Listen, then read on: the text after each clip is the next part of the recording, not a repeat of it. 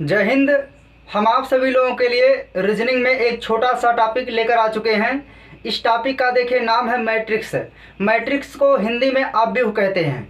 यहाँ पर वह अवयव नहीं पढ़ना होता है जो आप लोग कक्षा 11 और 12 की कक्षाओं में मैथ में पढ़ा करते हैं। यहाँ पर देखिए वह अवयव नहीं है। यहाँ के अवयव के कंसेप्टों को अगर आप लोग समझ जाएंगे तो ऐसे प्रश्न जो है एक बार समझने के बाद कभी भी भूलते ही नहीं हैं।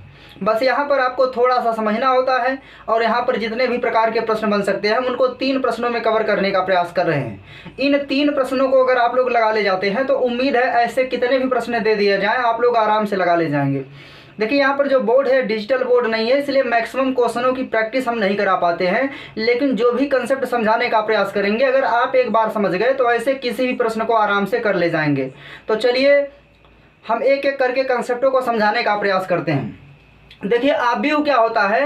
अवयव में देखिए पंक्तियों की संख्या स्तंभों की संख्या के बराबर हो भी सकती है अथवा नहीं भी हो सकती है, लेकिन एक सारणिक होता है। सारणिक में पंक्तियों की संख्या हमेशा स्तंभों की संख्या के बराबर होती है।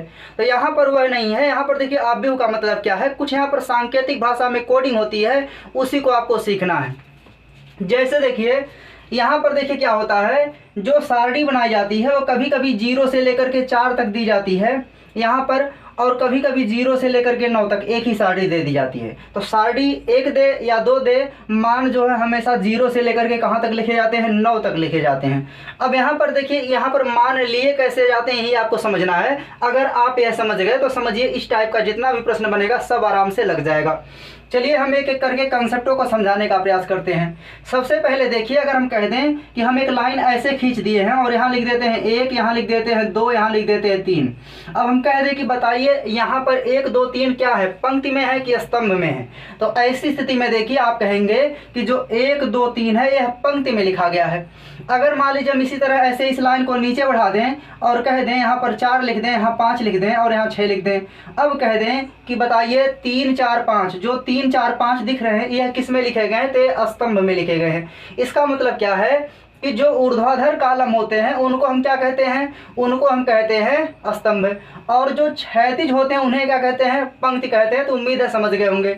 देखिए जैसे हम कहते हैं कि यहाँ पर जो 1 है, जी है, टी है, पी है, ये क्या है, तो ये पंक्ति है, और अगर ऊपर से नीचे आते हैं तब वह क्या हो जाएगा, स्तंभ हो जाएगा। बस अगर आप इतना समझ गए तो समझिए यह अवयव समाप्त हो गया है। थोड़ा सा और समझना है।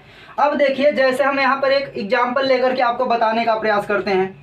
यहाँ पर देखिए हम एक छोटी सी सारणी बना लेते हैं। इस सारणी में देखिए हम केवल 3 या 4 खंड बनाते हैं बस आपको समझाने के लिए। अब यहाँ पर देखिए क्या होता है, जो पहला वाला खाना होता है हमेशा छोड़ा जाता है। ये छोड़ा क्यों जाता है, क्योंकि अगर आप यहाँ पर कोई अक्षर ले लेंगे या अंक ले लेंगे तो ऐसी स्थिति में इसकी कोडिंग के लिए स्थान मतलब जो है पंक्ति और स्तंभ को एक साथ नहीं लिया जा सकता है। जैसे हम कह दें कि अक्षर पी के लिए, अब यहाँ देखिए अगर आप 0 को कर देंगे तो यहाँ तो 1 आ जाएगा, तो ऐसी स्थिति में सही से लिया नहीं जा सकता, यानी पी के लिए जो 0 का मान वह नहीं आएगा, 1 का मान आ जाएगा। इसलिए यहाँ पर जो पहला वाला खाना होता है उसे हमेशा छोड़ देते हैं। अब यहाँ पर देखिए हम लिख देते हैं यहाँ पर 0, यहाँ पर 1, यहाँ पर 2 लिख देते हैं। ऐसे देखिए यहाँ पर 0, यहाँ पर 1, यहाँ क्या लिख देते हैं, 2 लिख देते हैं। देखिए यहाँ पर जो है अवयव में ये अंक 0 से लेकर के 4 तक कभी कभी दिए जाते हैं, तो यहाँ पर अवयवों की संख्या 2 दी जाती है। कभी कभी क्या होता है कि 0 से लेकर के 9 तक संख्या एक ही में दे दी जाती है। जब 0 से लेकर के 9 तक दे दी जाती है तो अवयव की संख्या एक ही होती है, 2 नहीं होती है। अच्छा, प्रश्नों का जब हमें उत्तर देना होता है तो ऐसी स्थिति में हम दोनों अवयवों को एक साथ पढ़ करके उत्तर देने का प्रयास करते हैं, और यहाँ पर जो उत्तर होता है उसको लाने के लिए भी हम जो कंसेप्ट है उसको समझाने का प्रयास करेंगे। देखिए यहाँ पर जो है हम कह दें कि यहाँ एक अक्षर जो है के है, और यहाँ पर एक अक्षर मान लीजिए पी है, और यहाँ पर एक अक्षर आर है। अब देखिए यहाँ पर कोडिंग की कैसे जाती है किसी एक अक्षर के लिए। जैसे मान लीजिए यहाँ जो के है हम कैसे कोड करेंगे, तो सबसे पहले देखिए कोडिंग करने का तरीका ही यहाँ पर सीखना है। अगर आप तरीका सीख गए तो समझिए अवयव एकदम खत्म है। अब हम कह दें के की कोडिंग क्या होगी, तो आप देखेंगे कि यहाँ पर पंक्ति में के का स्थान क्या है, 0 है, तो यहाँ पर देखिए 0 हो जाएगा, और स्तंभ में क्या है, 1 है। इसी तरह से आर का कह दिया जाए तो आर किस पंक्ति में है, दूसरी वाली पंक्ति में है, किस स्तंभ में है, पहले वाले स्तंभ में है। यानी आपको यहाँ समझना क्या है, कोडिंग करते समय, किसी अक्षर की कोडिंग करते समय सबसे पहले पंक्ति के कोड को लिखते हैं और उसके बाद स्तंभ कोड को लिखते हैं। अगर आप यह समझ गए तो समझिए आपका अवयव खत्म हो गया। एक बार फिर से सुनिएगा, कोड किसी भी अक्षर की कोडिंग करते समय सबसे पहले पंक्ति कोड के मान को लिखते हैं, उसके बाद स्तंभ कोड के मान को लिखते हैं। जैसे देखिए हम कह दें यहाँ पर P की कोडिंग कीजिए, तो P किस पंक्ति में है, तो आप देखेंगे पंक्ति वाली जो है 1 में है। कौन सी पंक्ति में है, 1 में है। और किस स्तंभ में है, 0 वाले में है, यानी P का कोड क्या हो जाएगा, 1 0 हो जाएगा। अब मान लीजिए कि अगर यहाँ P की संख्या 2 हो जाए, जैसे यहाँ पर भी P लिख दिया जाए, तो ऐसी स्थिति में देखिए P के 2 संभावित मान हो जाएंगे, एक तो 1 और 0 हो जाएगा, और दूसरा जो है वह 0 और 2 हो जाएगा। देखिए पहले क्या लिखते हैं, पंक्ति कोड लिखते हैं, इसके बाद स्तंभ कोड लिखेंगे तो 2 हो जाएगा। तो ऐसे करके आपको सभी प्रश्नों का उत्तर देना होता है। लास्ट बार सुनिएगा, अवयव में क्या होता है, आप जो अक्षर दिए जाते हैं उन अक्षरों की कोडिंग करते हैं, और कोडिंग करते समय किसी एक अक्षर के 2 कोड मान होते हैं। एक पहला जो मान होता है वह पंक्ति से हमेशा लिया जाता है, और जो दूसरा मान होता है वह स्तंभ से लिया जाता है। अगर आप इतना समझ गए हों तो देखिए हम इन 3 प्रश्नों को कितना आराम से आपको समझा ले जाते हैं। चलिए देखिए यहाँ पर देखिए आपसे कह दिया जाए कि बताइए जो टी दिख रहा है, टी का जो है कोड क्या होगा। तो आप देखिए इस टी के बारे में संभावनाओं को हम थोड़ा बता देते हैं। जैसे टी लिखेंगे तो टी किस पंक्ति में है, तो आप कहेंगे पहले वाले में। किस स्तंभ में है, पहले वाले में। क्या टी और कहीं पर है क्या, तो आप देखेंगे टी यहाँ भी लिखा गया है। तो और क्या मान हो सकता है, तो इसका मान हो सकता है दूसरी पंक्ति में। और कौन से स्तंभ में है, चौथे स्तंभ में है। उम्मीद है आप सभी लोग अब समझ गए होंगे कि किसी अक्षर की कोडिंग करने के लिए सबसे पहले पंक्ति के कोड को लिखते हैं, उसके बाद स्तंभ के कोड को लिखते हैं। अगर इतना समझ गए हैं तो देखिए पहला प्रश्न। अब देखिए यहाँ पर जो है आप एक एक अक्षर का अलग अलग अगर कोड लिखते हैं तो प्रश्न बहुत लंबा बन जाता है, इसलिए ऐसे प्रश्नों को हमेशा ऑप्शन से लगाते हैं। अगर आप ऑप्शन से लगाएंगे तो यहाँ पर समय की बहुत ज़्यादा बचत हो जाती है और प्रश्न भी आराम से लग जाते हैं। तो देखिए यहाँ पर यस लिखा गया है। अब आप देखेंगे कि यस कहाँ पर है, तो क्या पहले वाले अवयव में यस है, नहीं दिख रहा है। जब पहले वाले अवयव में यस नहीं दिख रहा तो आप दूसरे में जाएंगे। लेकिन यह तब प्रक्रिया करते हैं जब आपको समझाना किसी को हो, लेकिन जब उत्तर देना होता है तब देखिए आप तुरंत ऑप्शन पर जाएंगे। यहाँ यस देखिए लिखा गया है, तो यहाँ पर ऑप्शन में क्या 7वीं पंक्ति और 5वें वाले स्तंभ में, आराम से समझना है आपको, 7वीं वाली पंक्ति और 5वें वाले स्तंभ में क्या यस है, तो हम इसको मिलाएंगे। देखिए 7वीं वाली पंक्ति देखिए यहाँ जाइए, 5वां वाला स्तंभ, यस मिल गया, क्या मिला, मतलब ये तो सही हो गया। ये जितने मान होते हैं सभी मिलेंगे तभी हमारा उत्तर सही होगा, नहीं तो गलत होगा।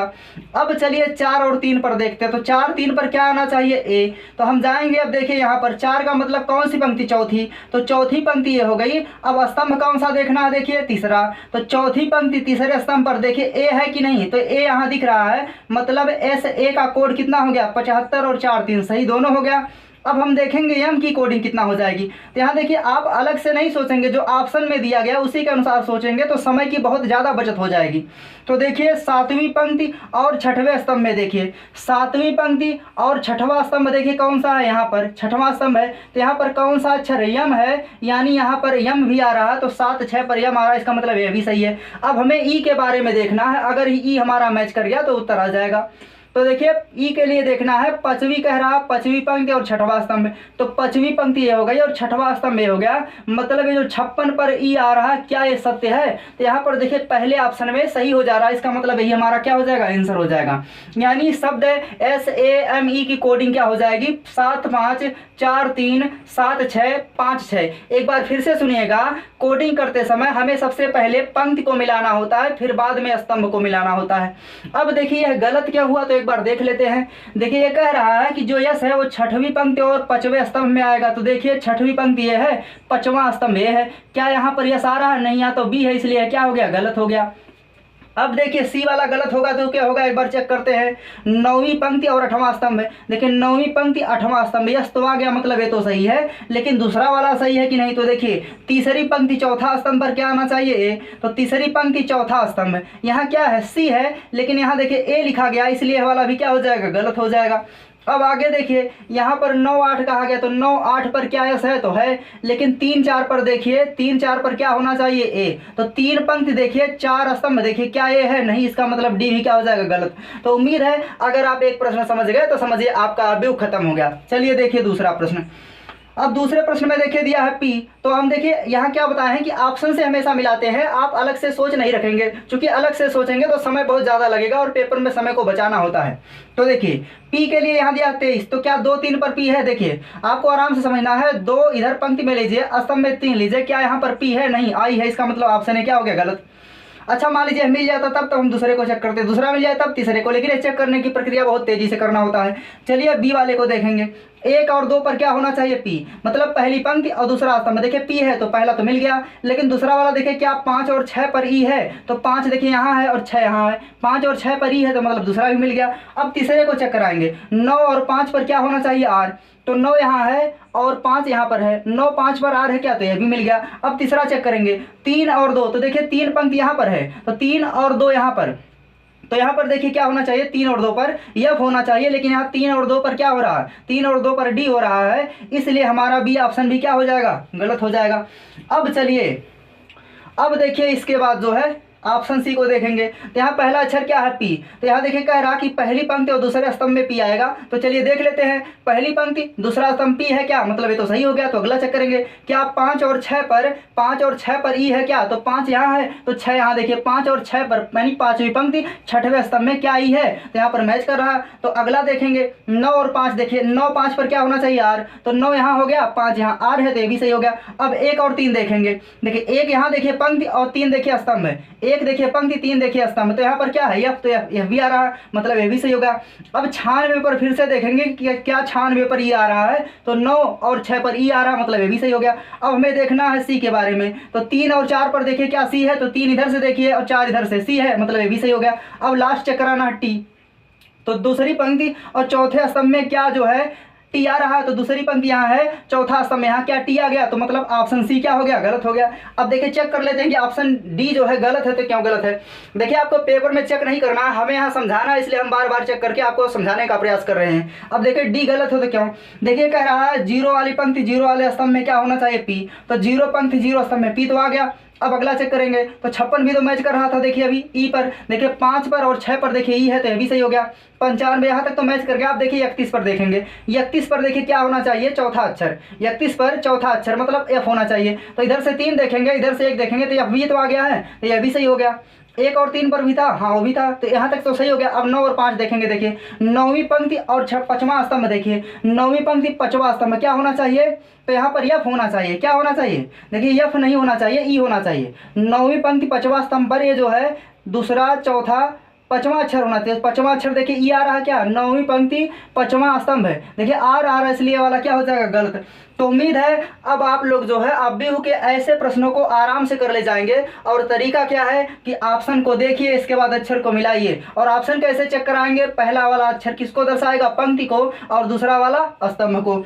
चलिए लास्ट प्रश्न को देखते हैं, कौन पंक्ति या स्तंभ किसी प्रकार संबंधित है? मतलब देखिए ऐसे प्रश्नों में यहाँ देखिए क्या लिखा गया? पंक्ति, और ऊपर से नीचे क्या है? स्तंभ है। तो यहाँ देखिए समझना क्या है, यहाँ हो क्या रहा है रियल में। तो यहाँ देखिए समझना है, देखिए केवल पंक्ति दिया है। अच्छा इस तरह के देखिए कई प्रश्न बनते हैं, कभी कभी यहाँ पंक्ति लिखेगा, कभी कभी स्तंभ लिखेगा। तो यहाँ आपको समझना क्या है, देखिए यहाँ पर एक क्या है, तो देखिए एक इस तरह से पंक्ति है, ये 2 है, फिर ये 3 है, ये 4 है, ये 5 पंक्ति है। स्तंभ कितना है? पहला, दूसरा, तीसरा, चौथा, 5वां, ऐसे कुछ दिया गया है। अब देखिए यहाँ पर दिया गया मतलब समानता बताना है, कौन पंक्ति या स्तंभ किसी प्रकार संबंधित, मतलब कोई ना कोई इसमें लिंक दिया गया होगा। तो चलिए चेक कराते हैं। देखिए कह रहा पहला तीसरा, पहला दूसरा तीसरा, मतलब पहली दूसरी और तीसरी पंक्ति एक समान है, तो कोई लिंक जरूर मिलेगा, देखते हैं। तो यहाँ कितना लिखा गया है? देखिए यहाँ पर लिखा गया 6, तो यहाँ लिखा गया 24, इसके बाद 36 लिखा गया है। तो आप कह सकते हैं 6 चौक को 24 और 6 चौक 36, फिर 6 6 48, फिर 6 दाम में 60, मतलब किससे गुणा हो रहा है? 4 से, फिर 6 से, फिर 8 से, फिर 10 से। तो यहाँ भी देखिए इसमें 4 से गुणा कराएंगे तो 20 हो जाएगा, फिर किससे गुणा हुआ था? 6 से, तो यहाँ पर 5 छक्का 30 हो जाएगा, मतलब ये तो पहला गलत निकल गया। अब देखिए अगला देखेंगे, अगला दिया है पहला चौथा 5वां, तो पहला देखिए पहले में किससे गुणा? 4 से, फिर कितने से गुणा हुआ था? 6 से, फिर 8 से, फिर 10 से। तो यहाँ गुणा कराएंगे पहले वाले में, तो पहला तो फॉलो किया, अब चौथा वाला इसके समान है कि नहीं देखेंगे।